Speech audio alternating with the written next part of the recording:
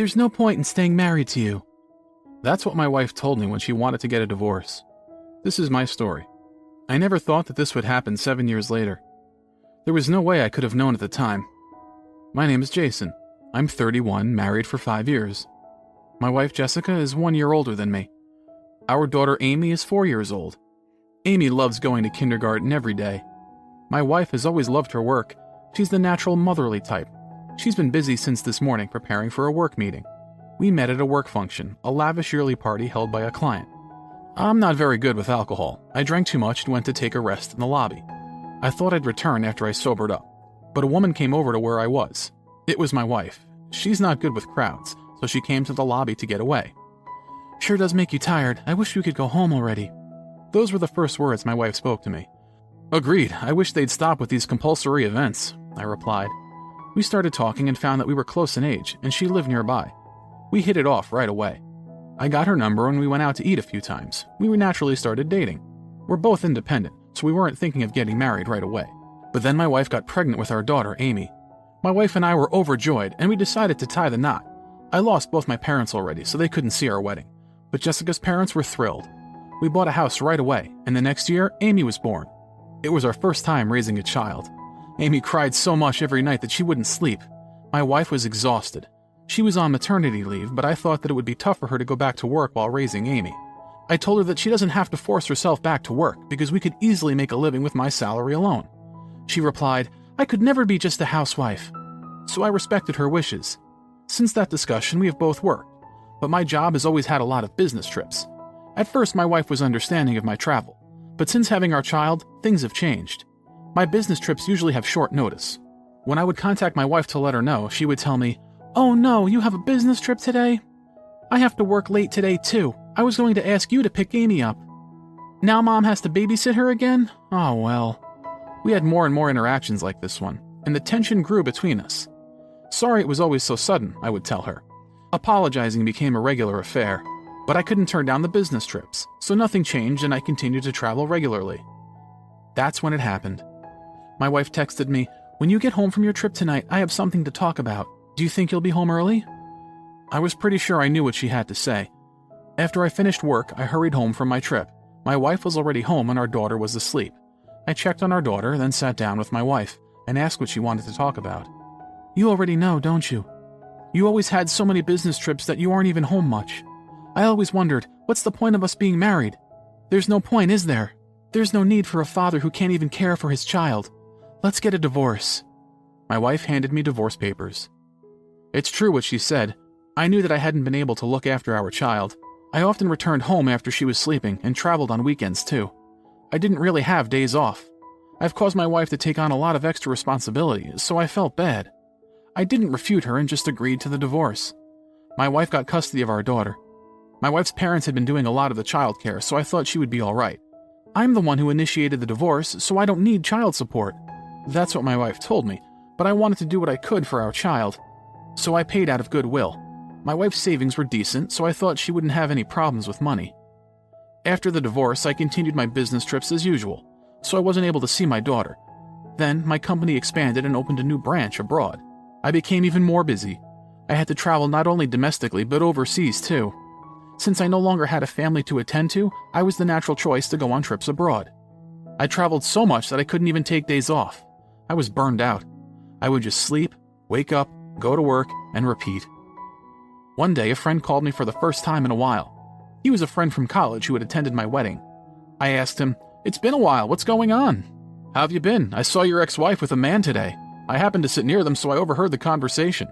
It seems like they were dating since before you guys divorced. I wasn't sure what to think of it, but I just wanted to let you know. I'm already divorced anyway.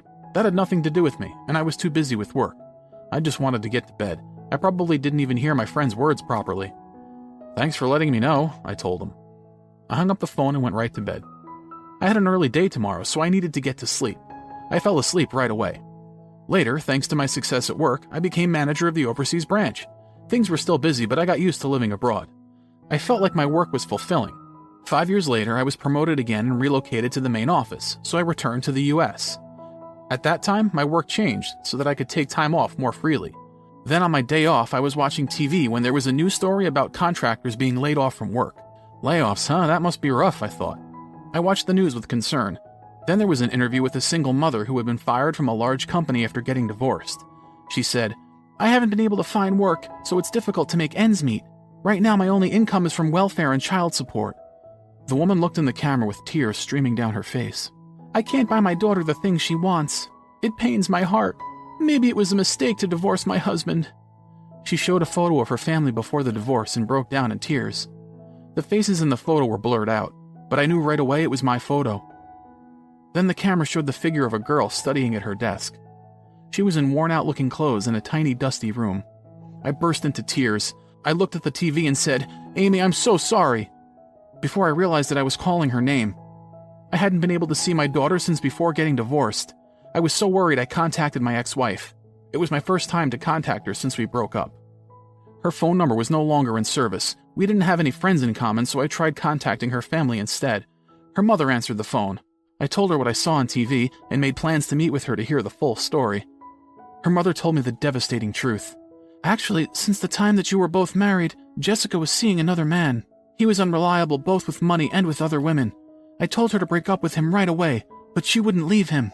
Since you divorced, apparently she was living with him, but he ran off with all of her savings. Since then, Jessica has changed." When I heard that, I remembered what my friend had told me about Jessica. I realized it must have been that man. "Since then, she's been selling herself to make ends meet. She's always with a different man. She hasn't cared for Amy at all. I'm looking after Amy. She lives with me now. I disowned Jessica because of that. She hasn't even asked to see her daughter. What a horrible mother. The video you saw on the news must have been from when Amy still lived with Jessica." Maybe I don't have the right to ask this, but I'll ask anyway. "Would you let me see my daughter?" "Of course I will." She brought my daughter to see me. It had been 7 years, so my daughter had grown a lot since I had seen her. It had been so long, I didn't even know what to say to her. We weren't able to talk much, but we had dinner together at a restaurant. I told her I'd like to try to be a father to her. I noticed that my daughter's clothes seemed out of fashion. Maybe it was because my mother-in-law had bought them. I invited my daughter. "Let's go shopping for clothes together." So I took her to the mall. At first she was unsure, but she eventually chose the clothes and shoes that she wanted. I also bought the video games that she wanted, and my daughter was happy. Then I brought her to visit my house. When I returned to the US, I took the opportunity to buy a new condo. It was too big for just me to live alone in anyway. My daughter looked at the condo which had just been built and said, "Wow, it's so nice, so big." Her eyes were sparkling. "Would you like to live here together?" I asked my daughter. "Mom isn't going to live with us?" She looked a little upset. "Amy, you're old enough to know this now. Your mother is with another man, so she can't live with us anymore," I told my daughter. "Oh, that's right." My daughter was already in middle school, so she must have understood. I let my mother-in-law know. "That's wonderful. You are her father, so you are the one who should take her. You'll have to catch up on father-daughter activities for the time you've been apart." Her words cheered me on. Since then, I have lived with my daughter, just the two of us. As for my ex-wife, since I found out that she had abandoned our daughter, I stopped paying her child support because she didn't need it. Then, sure enough, my wife contacted me. "Why haven't you been paying child support? I have been looking after our child," my ex-wife screamed at me over the phone. I knew from her voice, her personality had completely changed. She kept screaming at me. I got irritated with her attitude and retorted back. "Hey, what the hell are you talking about? Our daughter doesn't need a mother who neglected her and ran off with another man. Don't ever show your face to our daughter again, or to me either. It's your fault that I had to go to another man in the first place. You chose your work over your wife and daughter. Don't put this on me." She kept yelling at me and took zero accountability for her actions. I didn't know what to say, but then my daughter took the phone from me and said, "This is Mom, right? It's Amy. Dad is really nice and I'm happy here with him. Don't worry about me anymore. Bye, Mom." Amy hung up the phone. Then she said, "I feel so much better now." And she smiled. I was a little surprised by her. I was moved that she had grown so strong, and I started to tear up. Since then, my ex-wife hasn't contacted us. But my ex-wife did contact her mother. "Another man tricked me and took all my money. I don't know what to do." She started to cry. "Take care of it yourself." My mother-in-law told her off. I don't know what happened to the woman that I loved. It makes me sad. If she ever came back as a good mother, I would be happy for my daughter's sake. Today is my daughter's birthday. My mother-in-law joined and we had a party at our house. When I asked my daughter what she wants for her birthday, she said, "I want to watch a movie with Daddy." She looked excited. There are still times where things feel stiff between us, but I'm so happy that we've been able to have a fresh start. I think it will take more time to do, but I'd like to do all the things that I couldn't do for my daughter until now. All right, everyone's presentations are done, Nick, the manager, said as he tried to move the discussion forward. Excuse me, I haven't. I recently found out something. Nick interrupted me and began to speak. There's apparently someone in this department who didn't graduate high school and is just a part-timer. Meetings should be for employees only.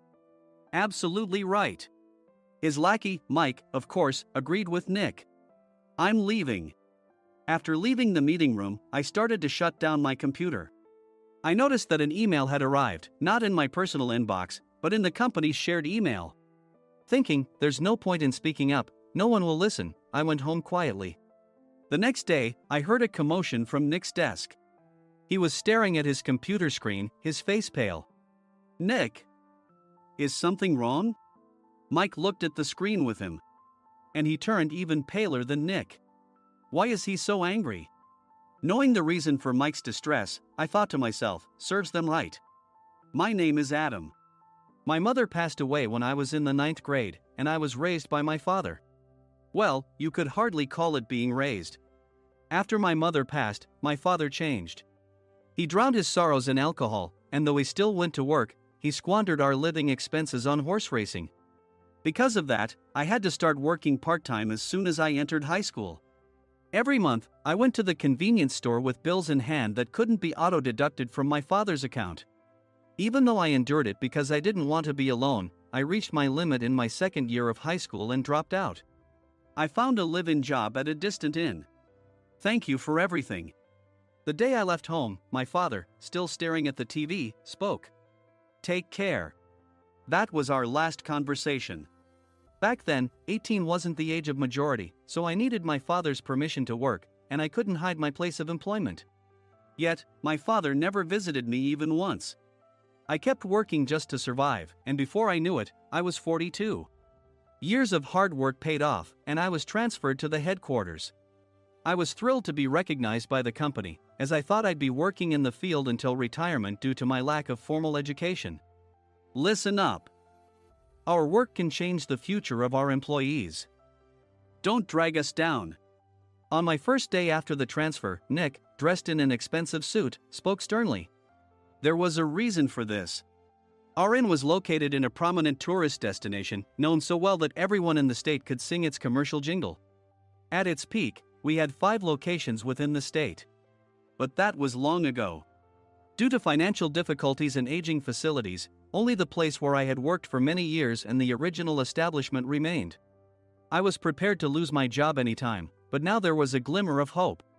With the rise of social media, the tourist area where the inn was located started gaining attention again. Depending on how hard the sales department, where I was transferred, worked, we could either thrive or be forced to give up this prime location to the new hotel chains continuously popping up. For Nick, who had switched careers from another industry to strengthen our sales, this was a battle he couldn't afford to lose. I understood why he had to be strict. I will do my best. Nick sneered at my enthusiastic declaration. Did you not hear what I said? I'm sorry. I thought I was listening carefully. Out of habit from years of customer service, I apologized reflexively, though I had no idea what had offended him. Someone was watching me with a smirk. In this department, there are those who are expected to excel and those who have been shoved here because they have nowhere else to go. You are the latter. It was Mike, the section chief. He's 7 years younger, at 35. But he was called to headquarters much earlier than I was and had been moving around within the headquarters ever since. I'm not jealous, but I can't accept that he's my boss. Graduating from a prestigious university, he has an unusually high pride and caused many problems as a newbie, making things very difficult for me when I was the front desk leader. When I found out Mike was transferred to the sales department a month before me, I was disheartened. Mike is right. With just a middle school diploma, there's not much you can do. Don't even think about achieving results. As if I didn't exist, Nick remarked, I'm thirsty. Mike eagerly ran to the coffee maker. It seems Mike is Nick's lackey. I regretted being happy about my transfer to headquarters, wishing I had stayed on site forever. Send a direct mail to every company on this list by the end of the day. Nick only assigned me tasks that even a new graduate could handle. What? There are over 1,000 companies. You want me to send to all of them by today? Yes, if you and your fellow misfits split the work, even those with nowhere else to go should finish by today. I glanced at the employees typing away expressionlessly. They were worn out from customer service, only thinking about leaving on time, or were women reassigned after having children. With zero motivation for work. Even Sam, a new graduate from the same university as Mike, who was supposed to be among the expected achievers, had no enthusiasm for the job. Having joined the company wanting to do customer service. I don't care what they say, I plan to quit anytime, he said. Only Nick and Mike were highly motivated, making all the decisions between the two of them. I originally only wanted to work at the inn to survive and had no particular attachment to this job. I swallowed my words, thinking I had no right to reprimand them. About a month after the transfer, Nick told us with a frustrated look. To commemorate the 50th anniversary, we've decided to create a plan exclusive for one group per day. Originally, Mike and I were supposed to come up with it, but our president, Mr. Thompson, insists on hearing everyone's opinions. So, you all get a chance. As Nick explained, Mike began handing out prints. Make sure not to embarrass Nick. If your ideas are half-baked, you'll have to redo them. It seemed that they had printed his handwritten notes by Mr. Thompson, which included several questions and a section for free responses. It made sense why Nick had to seek our input, given that all responses had to be submitted to Mr. Thompson. We were given a week to think about it, and a meeting was scheduled to compile our ideas. My plan is to let guests enjoy both the old and modern America. Nick began the presentations. Guests would watch a master confectioner at a nearby traditional sweet shop make sweets in front of them. The welcome drink would be premium tea in a bottle. Nick's plan was certainly attractive. After his presentation, Nick called on us to present in the order we were seated. Just as I stood up for my turn.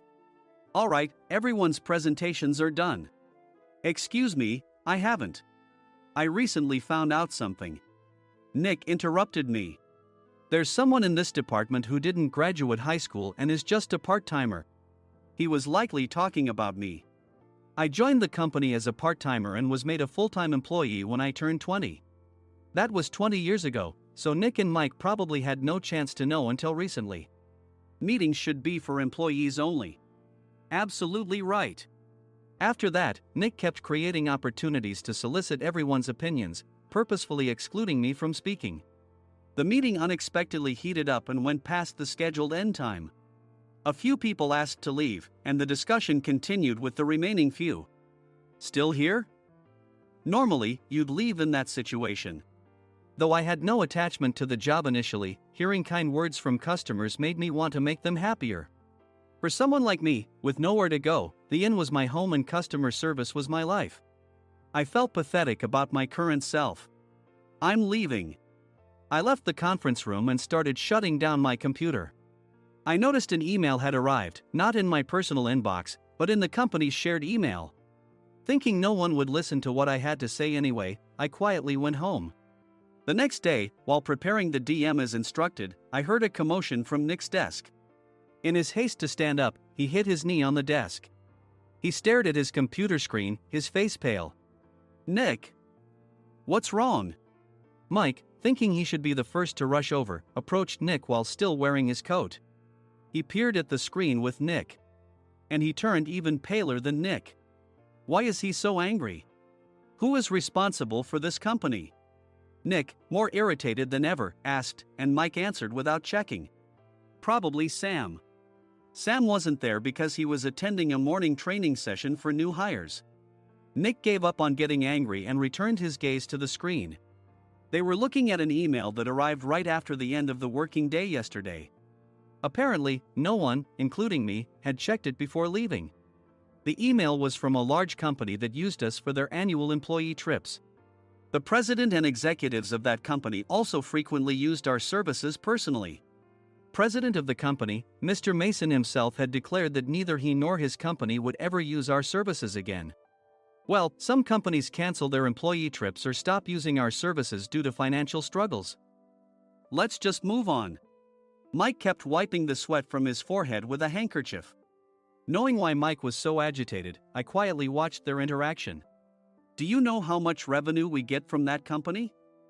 We can find other guests to fill the rooms, but we'll lose the banquet costs, gift shop revenue, rental car fees, and more.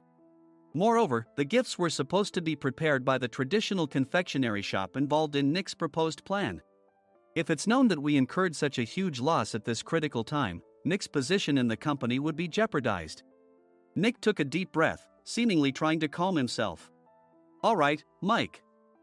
Go to New York right now and apologize to Mr. Mason. What?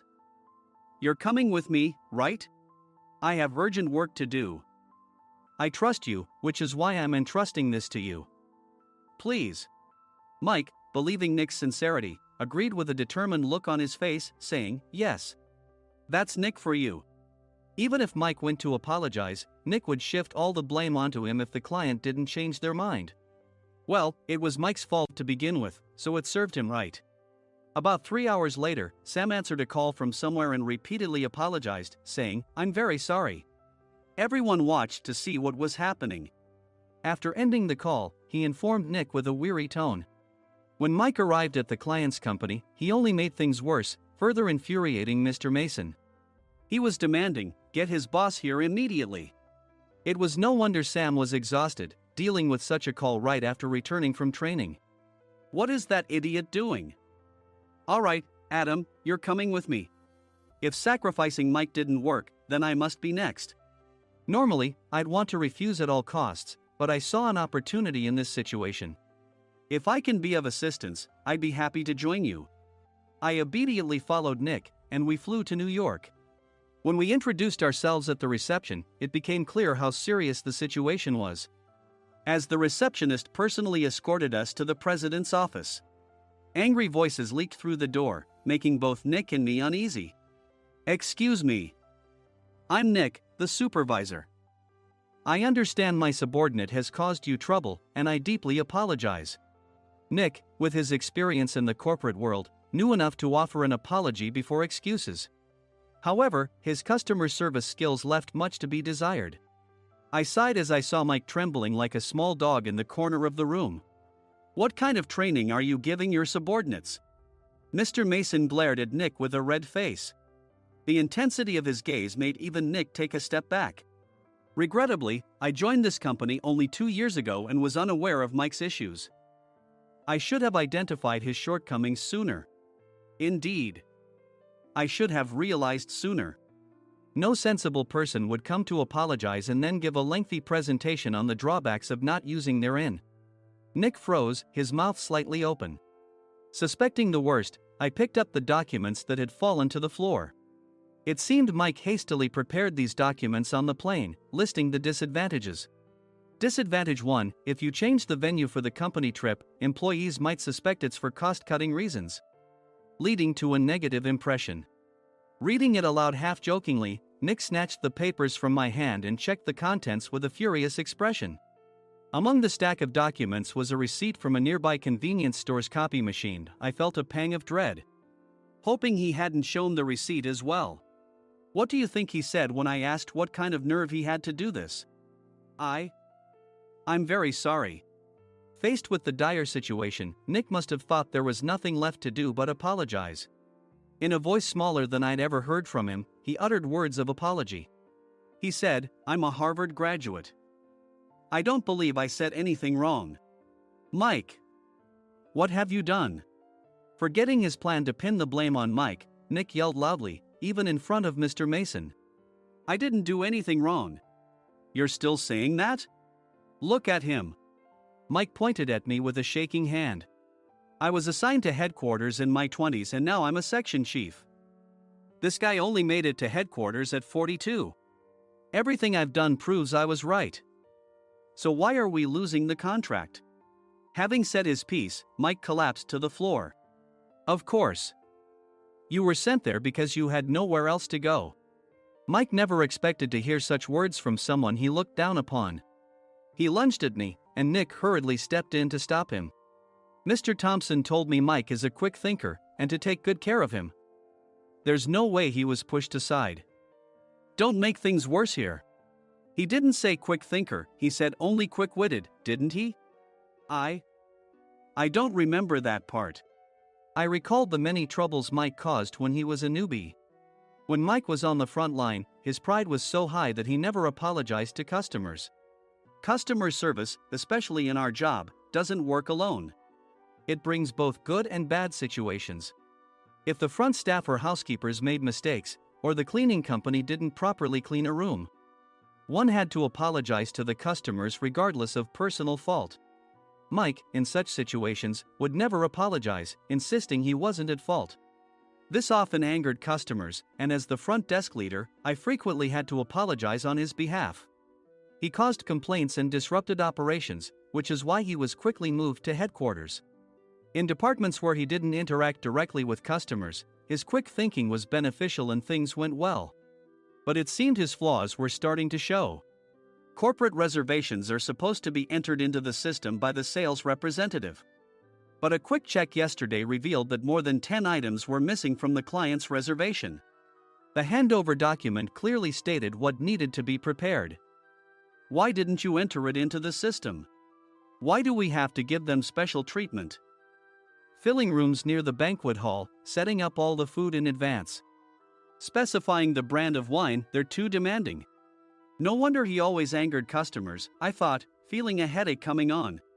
Grouping them in rooms near the banquet hall is for our benefit too. It makes it easier for the staff to set up beds and serve breakfast since everyone's schedule is synchronized.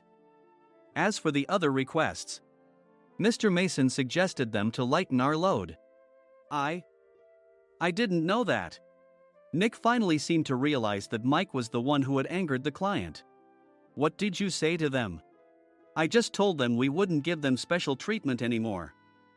We shouldn't waste effort on things that don't bring in money. I was utterly exasperated at his lack of understanding of customer service. Of course, we shouldn't comply with unreasonable demands. But carrying over successful practices from past stays makes customers feel remembered and enhances their experience. Good memories encourage repeat visits. That's part of our job. I looked down at Mike, who was sitting on the floor. In our job, nothing is a waste. Mr. Thompson likely moved you to the sales department, hoping you'd finally understand this. How do you think he feels now that you've failed to meet his expectations? Mike, tears in his eyes, fled the president's office. I was amazed he still hadn't apologized. You have it tough, Adam. It's okay, we're all employees of the same company. I deeply apologize for this disrespectful incident. Especially after all the care you've shown us. If it weren't for you, Adam, I really would have stopped staying here. When I heard you were moving to the sales department, I was willing to reconsider if you handled it. Seeing us talk so amicably, Nick's face contorted. Do you two know each other? Adam's service is excellent. I always requested him specifically. Normally, we don't accept specific staff requests, but we made an exception for Mr. Mason, adjusting my shifts accordingly. He had personally stayed at our hotel just before my transfer, and during casual conversation, I mentioned, I'm moving to the sales department soon. If I hadn't told him then, things could have been much worse. Please continue to take care of us. I look forward to it. On the return flight, Nick awkwardly offered me a can of beer. It's still working hours. Of course, I had no intention of forgiving him for a single beer. Nick might try to pin everything on Mike and avoid any consequences. While pondering this, a startling fact came to light. Nick, the tea bottles for the plan have arrived. I handed Nick a bottle labeled with our inn's name. They look good. What are you talking about? These are plastic bottles. I had assumed we would use the trendy, high-end bottling tea. But what arrived were ordinary plastic bottles of tea with customized labels. The only unique aspect was the label, which had the inn's name, making it look customized. Upon further investigation, I discovered that a substantial amount of money was set to be paid to the tea company. It was priced like bottling tea. Does this plastic bottle really cost $100 each? The tea inside is specially blended for us. The extra cost is for that. Wouldn't it be better to use another tea company? Or is there a specific reason we must use this one? As Nick continued to make excuses, I showed him a printed email. I informed the tea company's president, Mr. Mitchell, that we discovered irregular payments and he confessed. He said you two were high school classmates and planned to split the extra money. That idiot. Why did he confess? That's not important. You should worry about yourself, this could turn into a police matter. Opening the bottle cap, I suggested. How about calming down with this tea? It supposedly has a relaxing effect. Nick drank the tea frantically. In the following days, decisions were made about their fates. Mike was reassigned to the General Affairs Department, with no chance of transfer or promotion, as per Mr. Thompson's orders. As for Nick, since the payment to the tea company hadn't yet been made, he narrowly avoided legal trouble. Instead, he was encouraged to leave the company, and to avoid further complications, Nick submitted his resignation. Rumor has it that connections between HR departments have made it difficult for him to find new employment. Even though it was good to have those two gone, something unexpected happened in the sales department. Everyone became motivated and united in refining the 50th anniversary plan. In the end, my plan was adopted. We collaborated with the Tourist Information Center to provide personalized guides. The plan, tailored to the number of guests, was truly special for the 50th anniversary. Hey, is Adam's family coming to stay? I immediately booked that special plan for my family. Sam noticed it on the reservation list and quickly picked up on it. Yes, I'm inviting my father. That's great. I might invite my parents too. I lacked the courage to face my father just as Adam. But here, with the confidence Mr. Mason praised, I felt ready. The 50th anniversary plan was a perfect opportunity to reconnect with my father. I hoped to bring back the days when we could laugh together as we once did.